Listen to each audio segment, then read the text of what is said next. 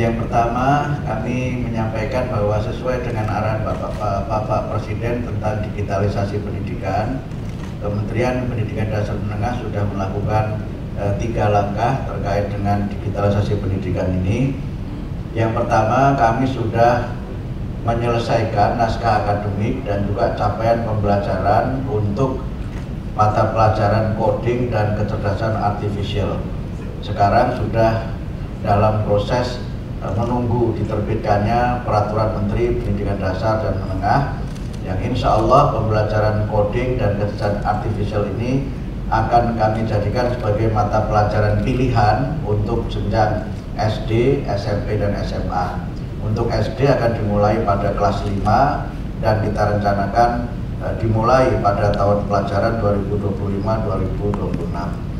Yang kedua, kami juga sudah menyiapkan perangkat pembelajaran digital, di mana nanti insya Allah tanggal 2 Mei, jika tidak ada halangan dan atas perkenan Bapak Presiden, kita akan meluncurkan digitalisasi pendidikan, dan itu menjadi bagian dari upaya kami untuk mendukung pelaksanaan pembelajaran coding dan kecerdasan artifisial.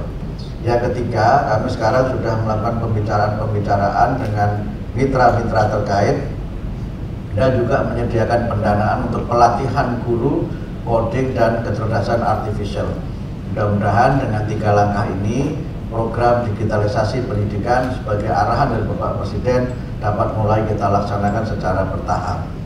Konten atau isi dari materi coding dan kecerdasan artifisial itu ada yang memang berisi kemampuan digital, tapi juga ada yang berisi kesalihan digital, sehingga mereka tidak hanya mampu menggunakan teknologi itu, tapi juga menggunakannya dengan cara yang bijak, dengan cara yang baik untuk kepentingan peningkatan kualitas pendidikan yang bermutu untuk semua. Saya kira demikian Pak Menko, terima kasih. Terima kasih Pak Menko, Pak Menteri, dan para wamen. Diskusi di dalam rapat di Kemenko PMK tadi sangat mencerahkan ya, dan kita semua di tengah kecemasan tentang perkembangan AI yang begitu cepat, bukan cuma hanya kita yang cemas, tapi secara global juga kecemasan ini terjadi karena AI yang makin otonomus, yang makin bisa bertindak sendiri dan mengambil keputusan sendiri. Nah, kita coba melakukan assessment kita berada di mana di tengah perkembangan global itu, sehingga dibutuhkan regulasi-regulasi yang tepat. Tapi dari diskusi yang dilakukan, sebetulnya seperti yang sudah dikatakan oleh Pak Menko, kita tidak mulai dari zero, tidak mulai dari nol.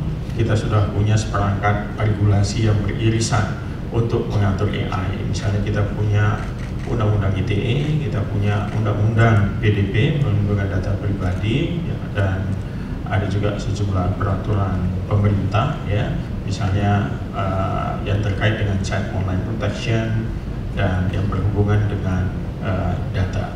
Sesuai dengan program akselerasi transformasi digital, AI ini menjadi satu isu yang sangat strategis secara nasional. Nah, untuk itu kita tadi sepakat untuk menajamkan regulasi yang tepat gitu di tengah perkembangan AI secara global yang sangat dinamis itu. Apa saja yang mau kita lakukan? Yang pertama, mungkin akan dibuat satu peraturan setingkat Perpres mungkin, ya, agar bisa mengatur lintas sektor pengembangan AI ini. Di Komdigi sendiri kita sudah menyiapkan surat edaran etika pengembangan AI tahun lalu, dan kami berterima kasih kepada semua ekosistem ya yang sudah mengadopsi surat edaran ini dalam proses bisnis mereka mengembangkan dan memakai artificial intelligence. Tapi tentu saja kita tidak cukup di situ.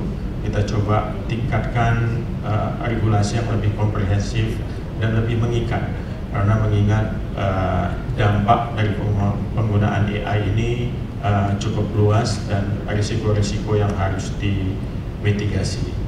Intinya kita tidak ingin juga menciptakan satu regulasi yang sangat ketat sehingga membatasi inovasi ya.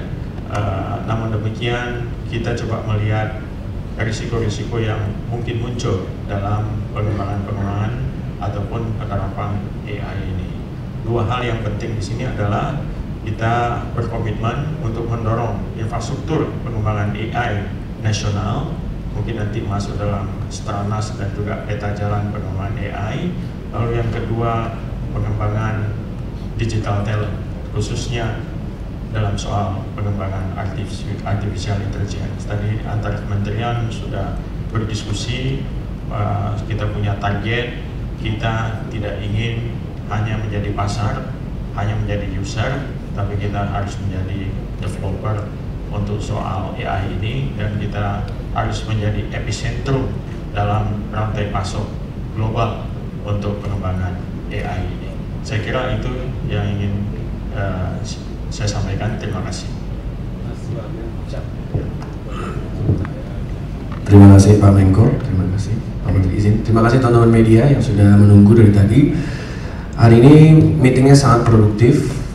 Dari setiap kementerian dan lembaga menyampaikan concern dan juga challenges, tetapi juga dibalut dan didasari dengan sebuah harapan, karena memang AI sendiri bisa dipakai untuk hal yang positif, tetapi saat bersamaan juga tantangannya banyak.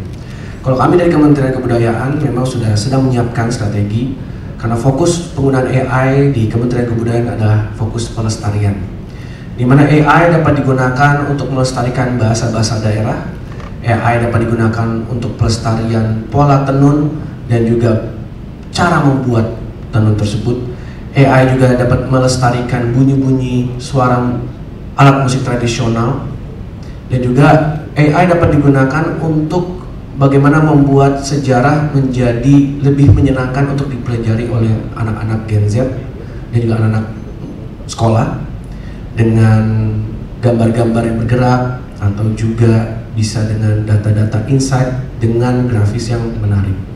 Tapi di saat bersamaan, tugas kami di Kementerian Kebudayaan untuk menjaga dan melindungi para artisan, para maestro, para seniman, para penulis lagu, penulis naskah, agar jangan sampai AI justru mengganti perannya mereka.